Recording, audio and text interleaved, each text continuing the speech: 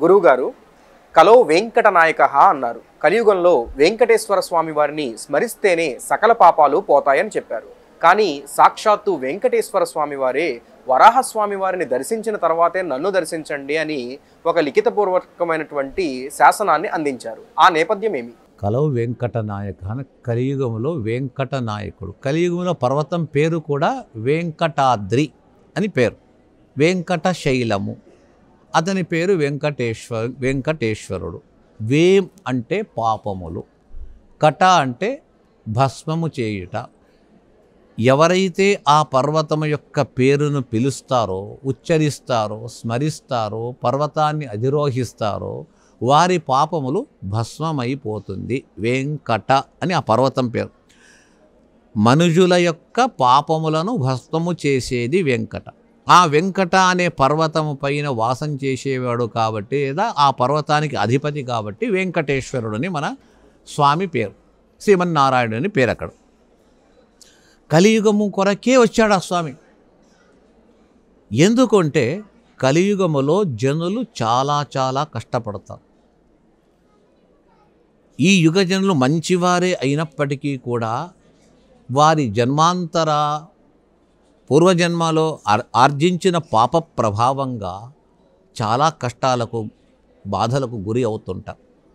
నా భక్తులు ఎప్పుడూ కూడా ఏ విధమైనటువంటి నాశాన్ని పొందకూడదు. నమే భక్త ప్రణశ్యతి అంటాడు కృష్ణుడు. ఏమైనా కానిగాక నేను నా భక్తులకు ఎప్పుడు హాని కలగకుండా చూసుకుంటాను. వైకుంఠం వా పరిత్యక్షే నభక్తాం త్యక్తము లక్ష్మీదేవతో అంటాను. నాకు వైకుంఠం వదిలేస్తాను.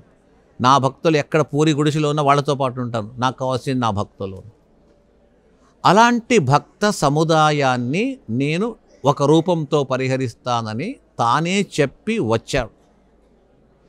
తానే చెప్పి వచ్చి ఇక్కడ నిలబడి నా దర్శనం చేసుకోండి. అది తండోపతండాలుగా జనాలు వస్తున్నారు. ఇక్కడ వేరే సేవ చేసేది వద్దు, మొక్కుబళ్ళు వద్దు. వచ్చి వాడు స్వామిని దర్శిస్తే చాలు. ఆ దర్శన మాత్రము చేతనే అతని లోపలుండే కష్టాలను, బాధలను స్వామి చేయిపట్టి తీసినట్టుగా తాను లాగేసి బయటపడేస్తాం. కలియుగములో అతని నామస్మరణమే చాలటం. శ్రీ వెంకటేశాయ నమః, శ్రీ వెంకటేశాయ నమః అని చెప్పేసి అనుకుంటే చాలట. అది కూడా వద్దంటాడు స్వామి. ప్రభాతకాలే రాజేంద్ర యః కీర్తయతి భూధరం అంట. ఎవరైనా కూడా ఉదయం లేచిన వెంటనే శ్రీ వెంకటేశాయ నమః లేదా వెంకట పర్వతాన్ని, ఆ పర్వతాన్ని స్మరిస్తే చాలట. పర్వతాన్ని స్మరిస్తే చాలు. వారికి ఎంత ఫలితం ఇస్తానంటే గంగా సేతు యాత్రా సహస్రం. 1000 సార్లు కాశీకి వెళ్ళి విశ్వేశ్వరుని దర్శించి గంగా నీళ్ళు తెచ్చి రామేశ్వరంలో ఈశ్వరునికి అభిషేకం చేసి అక్కడి సముద్రం నీళ్ళు తెచ్చి మళ్ళీ గంగలో వేస్తే ఒక యాత్ర అవుతుంది. అలాంటిది 1000 యాత్రలు చేస్తే ఎంత ఫలితమో, ఉదయం లేచి వెంకటగిరిని, వెంకటేశ్వరుని స్మరిస్తే అంత ఫలితం ఉన్న తర్వాత కలియుగ వాసుల కొరకే వెంకటేశ్వరుడు ఇక్కడికి వచ్చి తన యొక్క స్వరూపాన్ని వారికి చూపించి తన నామస్మరణం వారి నోటితో చేయించడానికే వచ్చాడు. కాబట్టి జనులందరూ కూడా వారి వారి పూర్వీకులు చెప్పిన ప్రకారంగా వెంకటేశ్వరుని ప్రతినిత్యము అందరూ స్మరిస్తున్నారు ఈ కలియుగంలో. గురువుగారు, స్వామివారి ఆలయాన్ని ఎవరు నిర్మించారు? స్వామివారి ఆలయము స్వామి మొట్టమొదట అక్కడుండే వారిచే తొండమాన, ఆకాశరాజు, మున్నగు వాళ్ళందరిచే కలిసి తిరిగేవాడు. ఎప్పుడైతే తాను అక్కడి నుంచి దిగి వచ్చాడో ఉంటూ స్థలం కావాలా అని తాను స్థలం కొరకు వచ్చాడు. స్థలం దొరికింది.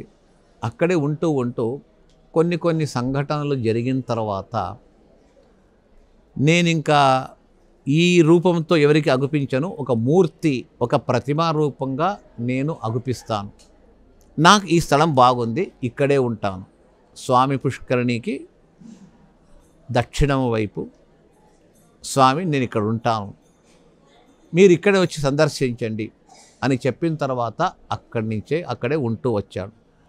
తోండమానరాజు ప్రారంభించి ఆ స్వామికి ఆలయాన్ని నిర్మించి తర్వాత రాజులు కొందరు ఉత్తర దేశ రాజు అందరూ కూడా నిర్మిస్తూ, అంటే ఒక కాలం మొట్టమొదట తోండమాన రాజు ప్రారంభించాడని చెప్పేసి, తర్వాత ఆ వంశం వారు చేస్తూ వచ్చారు. తర్వాత మిగతా రాజులు ఇటీవల అంటే ఒక 500 సంవత్సరాలు కృష్ణదేవరాయల కాలంలో మరి విశేషంగా ఆగమ శాస్త్రానుసారంగా అచ్చటి సాంప్రదాయానికి విరుద్ధం లేకుండా సాంప్రదాయానుసారంగా మళ్ళీ తిరిగి పునరుద్ధరణ వారు చేశారు.